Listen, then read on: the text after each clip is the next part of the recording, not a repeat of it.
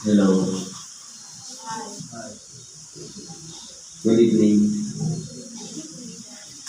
Sa pangalan po ng dakilang Panginoong Yesu Kristo, samantala ito na habang yung boses ko, meron pa. Ngayon nandito po tayo sa ikalawang buwan ng unang Sabado o tinatawag natin First Saturday Thanksgiving o kasasalamat. Ngayon po, meron po tayong aralin ngayon na iakda. Ang basahin ko po yung una. Dahil ito po ay bisa na mapaliwala ng bawat isa sa atin. Sabi po dito, magatakot nga tayo, yamang may pinibang pangako ng pagpasok sa kaniyang kapahingahan. Baka sakaling sino man sa inyo ay maging tulad sa di nakaabot niya. Ngayon po, ang pag-usapan natin dito, yung tinatawag na kapahingahan. Kung maalala natin, ang kapahingahan ay kasama sa 10 utos ng Diyos. Na walang iba, ang unang utos, huwag kang gagawa ng anumang larawang inanyuan. Ikalawa, huwag mong babanggitin ang pangalan ng walang kabuluhan. Ikatlo,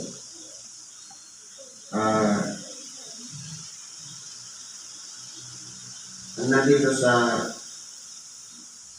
ikatlo, sabi dito,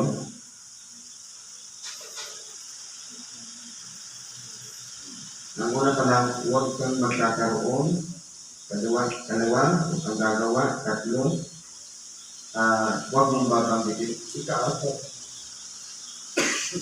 yung sinasabi, Sabbath day. Ano po ang sabi doon sa kapahingahan? Ito po yung nami-misinterpret ng karamihan. Na sa panahon ngayon, meron talagang tinatawag na Sabbath day. Pero sabi ng iba, Sabado. Depende po yan sa atin kung ano yung binilang natin una para sa atin at kung ano yung pang-pito. Sabi dito, sa 10 utos, alalahanin mo ang araw ng Sabat upang ipamili. Gagawin natin pinaka-importante yung Sabbath day. 6 na araw na gagawa ka at iyong gagawin ang lahat ng iyong gawain. Ngunit, ang ika-7 araw ay Sabat sa Panginoong Diyos. Sa araw na yan ay huwag kang gagawa ng anumang gawa, ikaw, ang iyong anak, na lalaki, ni babae, ang iyong alipin, lalaki, ni babae, ang iyong baka, hindi yung taga-ibang lupa na nasa loob ng iyong pintuang daan. Sapagkat sa 6 na araw ay ginawa ng Panginoon ang langit at lupa, ang dagat, ang lahat ng araw roon, at nagpahinga sa ika-7 araw na ano pa pinagpala ng Panginoon ang araw ng Sabat at pinagkababalan. Ngayon po, ito po ay kasama sa 10 utos. Pero po, mabigat po yan sa mga tao. Dahil po ang sinusunod dito, yung kalooban ng Diyos, dahil mayroon siya, sa kanya po nang galing yung utos. Kung ang tao po may pagpapahalaga sa utos ng Panginoon, nasa ilalim siya ng pagsunod. Pero kung halimbawa, may sarili rin siyang kautusan sa kanyang sarili at hindi siya napasasakot sa Panginoon, ay pinapanginoon niya ang kanyang sarili. At wala na siya sa ilalim ng panuntunan para pagsunod sa utos ng Diyos. Sa totoo lang po, mahigpit po ang utos. Kapag kasama sa 10 utos, may tagumilin po yan, may mga warning. Sabi sa Exodus 35, sabi ganito, At pinulong ni Moises ang buong kapisanan ng mga anak ni Israel at sinabi sa kanila, ito ang mga salita na iniutos ng Panginoon na inyong gagawin. 6 na araw na gagawa, tatapwat ang ikapitong araw ay ipangingilin ninyo. Isang sabat sa takdang kakayahan ng Panginoon. Sa Panginoon. Sino man gumawa ng anumang gawa sa araw na iyan ay papatayin. Hindi ba ito mabigat? Ngayon po, ano po ba ang gagawin natin ngayon? Tayo ba ay gagawa sa buong 1 linggo at hindi tayo magtatalaga para sa sarili natin? Ang worship day, walang araw po yan. Mula Lunes hanggang Linggo, pwede mong gawing worship day. Dahil ang pananalangin walang pating. Ang pakikitipan sa Diyos, wala rin pating. Araw-gabi, dumudulog tayo sa Kanya, lumalapit tayo sa Kanya. Pero may sinasabi dito sa Ebanghelyo na sinulat ni Apostol San Pablo tungkol sa kakahingahan na sinasabi, mga takot nga tayo yamang may iniwang pangako ng pagpasok sa kanyang kapahingahan. Ano po ba yung kapahingahan na ito? Kung mababasa natin yung binasa ko kanina, kapag sinabing kapahingahan, united. Kahit isa man sa loob ng bahay, hindi pwedeng gumawa. Dapat isa lang, nagkakaisa sila. Na kapag hindi gumawa ang isa, lahat sila hindi gagawa. Kahit yung bisita mo dyan, kahit yung baka, lahat ng yan nakapagpahinga. Kaya kung titignan po natin, tinuturoan tayo dito na yung kapahingahan na yan, hindi lang yung sa isip natin, akala natin naabot na, yun pala ang katotohanan, hindi natin naabot. Bakit? Dahil sa oras mismo na itinalaga natin sa ating sarili, na yun ang pinakaubos na nagbibigay tayo ng panahon para sa pagpapahinga, pero busy pa rin tayo. Halimbawa, punta ka ng templo, ang gusto mo, maabot mo yung kapahingahan. Pero busy ka sa kusina. Pahinga ka lang. Kaya po, pag sinabi dito, hindi ka gagawa. Kaya po, merong tinuturo dito sa atin, disiplina. Napupus ka lang, ang ibinibigay na lang natin na oras, yung oras ng ibang video. Na nakaupo tayo, pinagninilayan ang salita ng Diyos, ito na yung kapanatagan ng ating nag-iisang kaluluwa. Na dapat maramdaman natin yung tunay na kapahingahan na hindi yung iniisip natin ano na naman ang mangyayari bukas, ano kaya yung iniwan ko, okay ba? Yung makapag-relax man lang ang ating pag-iisip. Dahil, mayroon po, kasi sabi dito, sino man sa inyo maging tulad sa di nakaabot niyaon? Pwede yung expectation natin, naabot natin yung kapahingahan, pero hindi pala. Dahil, yung pagpapala ng Diyos wala. Dahil hindi tayo nag-iisa, dahil pagdating dito, meron pa rin tayong ginagawa. Halimbawa, taga-talak ka yan. Halimbawa, evangelista, dapat oras ng pahinga mo, bakit nandiyan ka nagsasalita? Ano po bang ibig sabihin dito ni Apostol Pablo? Ano po ba yung tunay na kapahingahan? Sapagkat tunay na tayo'y pinangaralan ng mabubuting balita, gaya rin naman nila. Ngunit, hindi nila pinakinabangan ang salitang napakinggan dahil walang kalakip na pananampalataya ang nangakarinig. Kaya po, kung titingnan po natin, Yung pagpupokus natin sa pakikinig ng Ebanghelyo. Hindi po natin titingnan yung mukha na nagsasalita din sa unahan.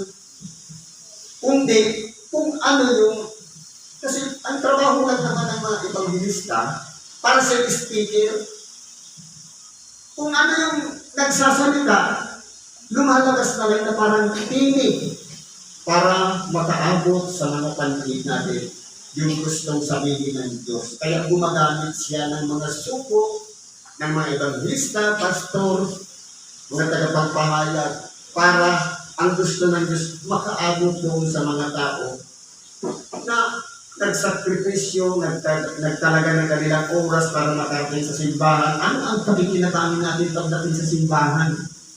Meron ba tayong maiuuwi magandang balita na bitbit natin, magagamit natin pag-uwi hanggang sa mga susunod na araw? Ito na yung aral na walang iba ang salita ng Diyos.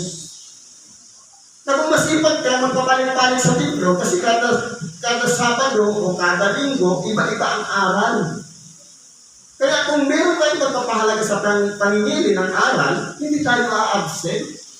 Ang mangyayari niyan, magiging mandatory sa atin, na pinagkakautosan niya sa atin. Na sabi nga, hindi ko na isusulat ang ating mga kautosan sa mga tapyas na bato. Sa makatuwid, isusulat na sa ating pusong laman na walang iba. Ibanginin natin ang tinatawag na Sabat. Dahil po, doon marirelax ang ating sarili, ang ating utak, ang ating katawan sa mga paggawa. Na kumbaga, pakikiramdaman natin, ano ba ang plano ng Diyos ngayong araw na ito? Kapag pinararangalan niya ba ang pangalan niya, kasama tayo doon sa napararangalan. Doon sa tumatanggap ng pagpapala, ng biyaya ng Diyos sa pamamagitan lamang ng pagsuko natin sa ating mga sarili. Kaya kung titignan natin, sa mga nakakarinig, mayroon tayong mapapakinabangan kung lalakipan natin yan ng tinatawag na pananampalataya. Ano po yung pananampalataya? Ito po yung parang kursa na nagtutulak na yung lahat ng sinasabi dito sa unahan, wala kang pag-alam kung anong hitsura ng nagsasalita. Yung laman ng kanyang sinasabi. Ngayon, magagamit natin yun na pinaka-paraan upang makalabas sa mga problema dahil nag-surrender tayo kay Lord. Siya po ang kasama natin sa lahat ng mga pagsubok na dumarating sa ating buhay. Kaya po ang Diyos, kung titignan natin, napakarunong niya. Hindi niya tayo bibigyan ng isang bagay na mahihirapan tayo o mabibigatan tayo. Ibibigay sa atin yung mga gusto niya na mangyari sa buhay natin na bagamat hindi natin kabisado yung binigay niya, pero komportable tayo. Na hindi tayo mahihirapan sa kaiisip kung anong pamamaraan malusutan ang mga nangyayari sa buhay natin. Yan po yung pamamaraan ng Diyos. Nag-usap nga kami ng kanina. Halimbawa na lang sa pag-aasawa. Malaya kang nakakagawa ng mga bagay na gusto mo. Pero ang ibibigay sa iyong asawa, yung kalayaan na pipigilan sa iyo. Magkakaroon ka ng mga, kumbaga, halimbawa, malaya kang mag-inom, malaya kang manigarilyo. Ang ibibigay sa iyong asawa, ayaw manigarilyo ka. Kumbaga, mahigpit din sa na hindi ka makainom. Ganyan po magbigay ang Diyos. Na pagkaminsan, hindi natin nauunawan. Pinuproblema natin, bakit kayo yung asawa ko napakahigpit? Sa totoo lang po, ang Diyos ang gumawa niya. Sabi ng Bible, ang asawa ay regalo ng Diyos. Ibig sabihin, ibibigay sa iyo na para kontrolin yung kalayaan mong gumawa ng mga bagay na hindi nakatubuti. Siya magpipigil at magpukontrol para matuto tayo. Sa tingin natin, kalaban natin yung asawa natin, pero hindi ito. Nilagay sa dyan para hindi natin magawa kung ano yung kalayaan na meron tayo dati na hindi pa natin siya nakilala. Ganun po yung proseso ng Diyos. Kaya tama yung sinabi ni Sis kanina. Sabi niya, meron siyang expect na akala yun na. Pero meron pa palang mas malaki. Ibig sabihin, ang ibigay ng Diyos, yung komportable kayo, hindi ka manihirapan. Napatamat sa iyo malaki, kamisado mo. Unlike dun sa gusto natin, nakamta natin, pero hindi pala tayo komportable dahil marami palang pasikot-sikot na hindi natin kamisado. Mahihirapan tayo. Ganyan po man lang ang Diyos. Yan po yung kapahingahan na sinasabi. Na, kumbaga, maubos pa ang 6 na araw na nakonsumo natin yung panahon pagdating doon sa tunay na kapahingahan, naramdaman natin, Diyos ang may gawa niyan. Makaka-relax tayo. Hindi po ba? Pero kung ano ba, pagdating mo dito, iniisip mo pa rin, ano kayo gagawin ko na naman bukas? Para hindi tayo komportable. Ano ang nangyayari po niyan? Nagkarating na tayo dito, akala natin, nasumpungan na natin yung kapahingahan ng ating kaluluwa, pero hindi pala dahil naubos din sa kaiisip na ang Ebanghelyo na baliwala hindi natin natanggap at hindi, wala pa tayong bigit patuloy.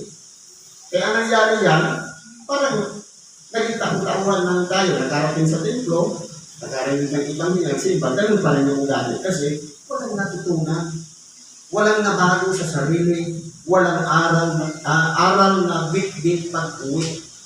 Yan po yung tunay na kapahingahan. Na dapat kalmado yung sarili natin.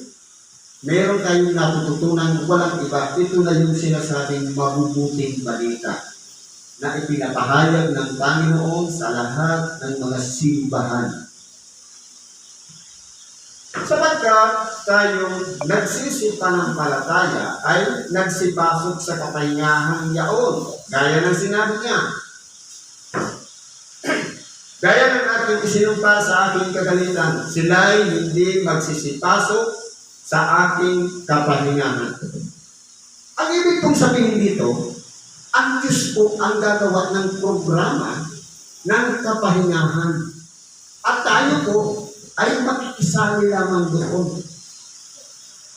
Sa pagkatuwid, kapag ang Diyos ang nagprograma ng tunay na kapahingahan, mararamdaman natin ang presensya niya, mararamdaman natin yung pagpapala niya, mararamdaman natin siya na nandidiyan sa tabi natin na parang pinapakalma tayo. Relax ka muna, Brad, sis. Ako muna, sa yung sarili mo, sa yung inaayos mo, sa yung problema mo. Makipag-isa ka muna sa akin. Yun ang gusto ng Diyos na kapahingahan. Forget mo na yung lahat. Priority natin ang Diyos. Na kung siya na, 6 na araw siyang gumawa, ang pang-7, ipinangiling niya at nagpahinga siya, dapat kung tayo po'y tagasunod sa Diyos o believers tayo ni Christ, dapat meron din tayong ginagawang kapahingahan para sa mga sarili natin. Kaya ano nangyayari? Puro trabaho, pagod na pagod, nauubos ang panahon. Ang ginagawa ng Diyos para makapagpahinga ka, bibigyan ka ng karamdaman. Dahil inubos mo na lahat sa kanya trabaho, para makapagpahinga ka, bibigyan ka ngayon ng sakit. Ito na yung sinasabing palo. Iniibig ng Diyos ang kanyang itinuturing na anak. Dahil mahal tayo na Diyos, gusto niya na makarelax naman tayo, hindi ba kapag mayroon ng karamdaman, relax na relax.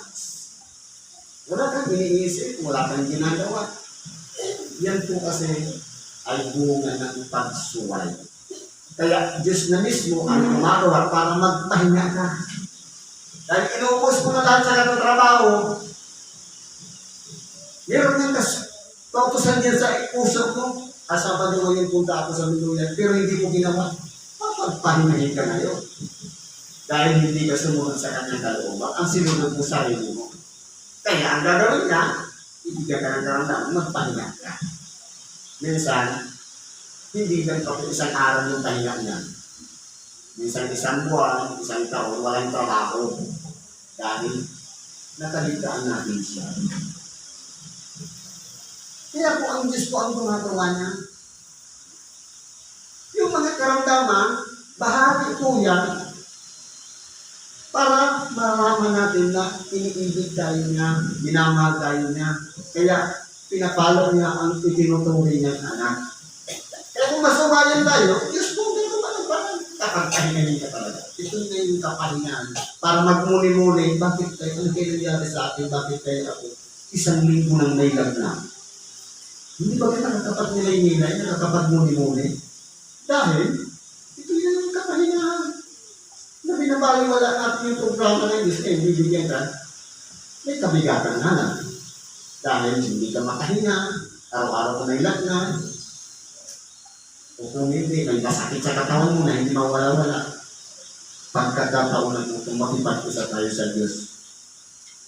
Ang tawag niyan, sufferings, pagdurusa, dahil nakaligtaan natin siya. Puro tayong trabaho. Kaya po, kung ang Diyos nga, anim na araw sa gumawa nagpahinga, ibig sabihin, nabago din siya. At pinagpala niya pa yung kapahingahan niya. E paano kung nagpapala siya sa kapahingahan niya? Wala tayo. Hindi tayo makakasama doon sa pinagpapala. Dahil may kaligasan ng ulo natin. Ang tawag doon pride. Dahil ang nasusunod, sarili natin kalooban. Dapat nakasurrender na lahat yung sarili natin sa Diyos. Sabi po dito, sapagkat sa isang dako ay sinabi niya ang ganito tungkol sa 7 araw at nagpahinga ng 7 araw ang Diyos sa lahat ng kanyang mga gawa. Ibig sabihin, lahat ng mga gawa, itinigil niya talaga. Pero ang tao, minsan niya, Sabado yung punta ko po. Pero nagmamadali na naman ako dahil meron na mga siyang gagawin. Kaya kung puspusin mo, gayahin natin yung pamamaraan ng mga Israelita.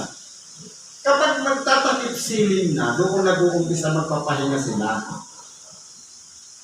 Gabi, hanggang kinabukasan, hanggang sa magtakip siling ulit, 24 hours na nakarelax. Kahit na pagluto, hindi pwede. Hindi kumain. Fasting ang tawag sa kanila noon. Bakit nagawa nila? E tayo, aalis na nga lang, pupunta ng simbahan, magsasampay pa. Sayang yung oras, sayang yung init. Parang, nakawan pa natin ng kaunti. Kaya mangyayari na. Tayo rin naman mahihirapan dahil inuubos natin yung sarili natin sa kakaisip ng mga bagay na gusto natin. Pero ang gusto ng Diyos, magpahinga tayo. Dahil, kumbaga, kinakailangan natin mag-recharge.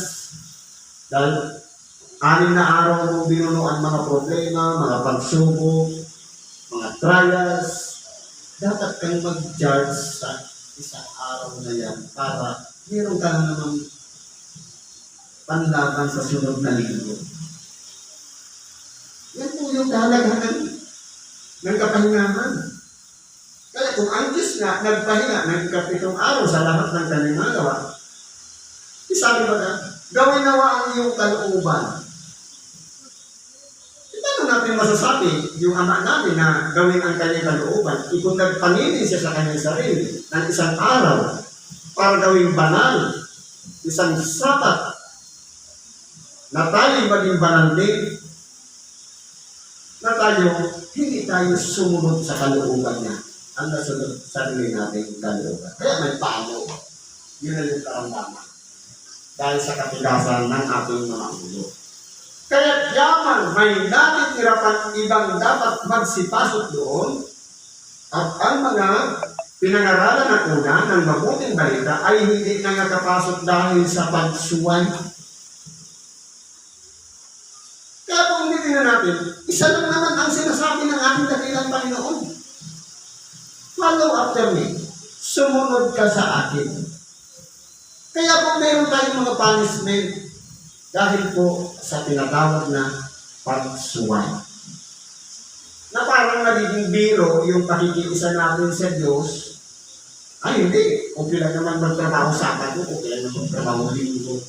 Sa totoo lang po, yung chance na ibinigay sa atin ng Diyos para makapagpahinga yung ating pagkatao, yung isip, kaluluwa, diwa. Hindi natin ibinigay sa sarili natin, kundi ipinagkait natin. Paano pa tayo makapag-a-advise sa iba? Isa sarili na natin, ipinagkait natin. Kaya po, kinakailangan dito, pag nilay-nilayan natin yung kapahingahan na yan, na importante yan sa Diyos, dapat maging importante din sa atin, yung kapahingahan yan.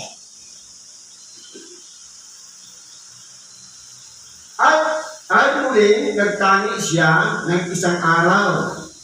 Ngayon, pagkatapos ng ilang panahon, ay sinabi sa mga awit ni David. Ay po sinabi na ng una, ngayon, kung marinig ninyo ang kanyang tinig, huwag ninyong papagmatigasin ang inyong mga puso. Ngayon, ito ang tinig ng Panginoon. Kung marinig ninyo ang kanyang tinig, nabigyan natin ng pagpapahalaga ang kapahingahan ng ating nag-iisang kaluluwa. Huwag na natin papagmatigasin ang ating mga puso. Sa makatuwid, huwag na natin kontrahin, kundi sumunod na lang tayo sa gusto ng Diyos. Ito na yung sinasabing mangyari nawa ang iyong kalooban. Kung paanong sa langit, gayon din naman sa lupa. Diyos na nga mismo nagpahinga. Tao pa kaya na marupok. Madaling magkasakit. Nangihina. Mapabayaan mo lang na hindi makainom ng tubig. May karamdaman na kaagad. Ang Diyos na perfecto na nagpahinga. Tao pa kaya. Kaya po, hindi mawala sa atin ang mga karamdaman. Dahil sa mga talo na dinaranas natin. Na ang nasunod natin sarili natin kalooban sa atin na sundin yung kalooban ng Diyos. Kaya ito ang pakiusap niya sa oras na ito.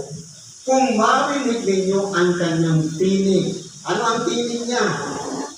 Binasa ko kanina, Exodo 35:1 hanggang 3. Exodo 20 tungkol sa 10 utos. Ito na yung tinig niya.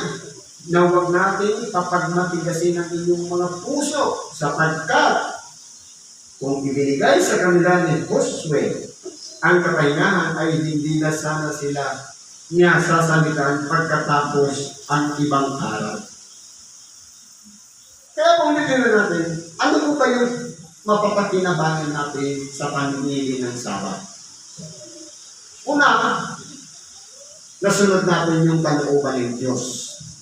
Ikalawa, nabigay din natin yung pagpapahalaga natin sa sarili natin buhay. Na hindi natin ipinagkait yung gusto ng Diyos na mangyari sa buhay natin na magpahinga din. Para pagpanain tayo doon sa araw na yun. Maging banal yung araw na yun.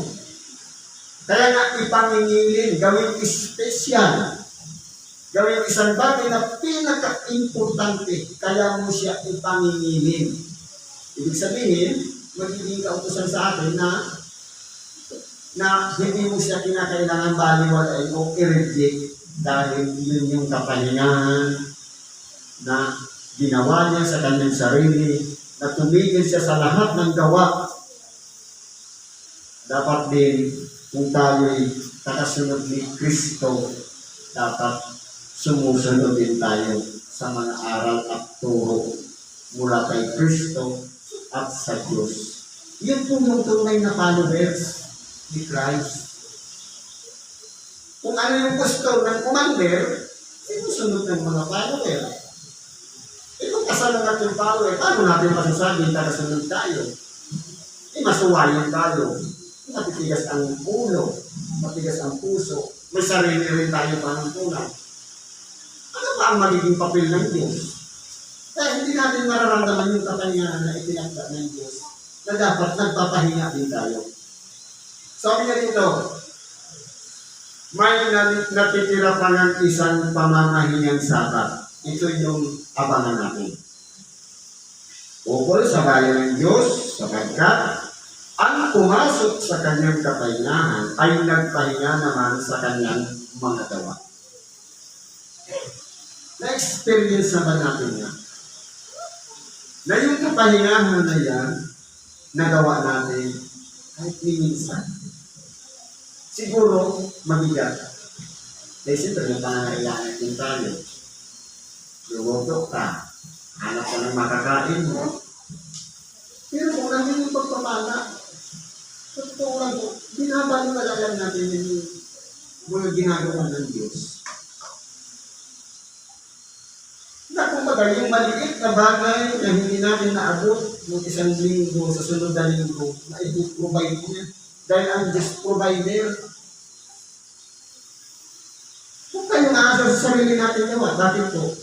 Bago pa ginawa ang tao, ang lahat ng kailangan ng tao, nandiyan na, nakaprovide na.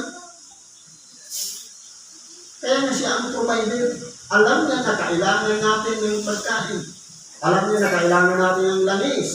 Alam niya na kailangan natin ng tubig. Kaya lahat ng yan, pati hangin, i-provide na pati yung tirahan natin. Kumbaga, special yung pagkakagawa ng tao. Dahil siya ay nilikha ayon sa larawan ng Diyos, importante siya. Kaya, ang tao, pinahalagahan ng Diyos. Kaya nga, yung kanyang buktong anak, bumabasa dito sa ibabaw ng sanlibutan, nagkatawang tao dahil importante yung tao sa paligid niya. Pero ang tao, lumalayo sa Diyos. Dahil may sariling panuntunan ng tao na sa halip magpasakot doon sa panuntunan ng Diyos, meron din siyang sariling guidelines, meron din siyang sariling pamamaraan, meron din siyang sariling batas, na mayroon ng existing na batas na mula sa Diyos. Susunod na lang tayo at sasabay doon sa utos ng Diyos. Kaso, binabaliwala po natin. Kaya pagkasabi natin, yung natitira pang Sabat na makapagpahinga tayo ng lahat ng ating mga gawa. Okay lang kung ang ginagawa mo, connected sa church, connected sa sintahan, halimbawa ilang bilista ka, kakakanta ka, okay lang. At least napipil mo yung presensya ng Diyos ng oras na kumakanta ka, ng oras na nakaupo kayo na nakikinig ng Ebanghelyo, ng oras na ginagamit yung bibig mo para parangalan yung pangalan niya sa pamamagitan ng pagkakatid ng Ebanghelyo. Okay lang po yun.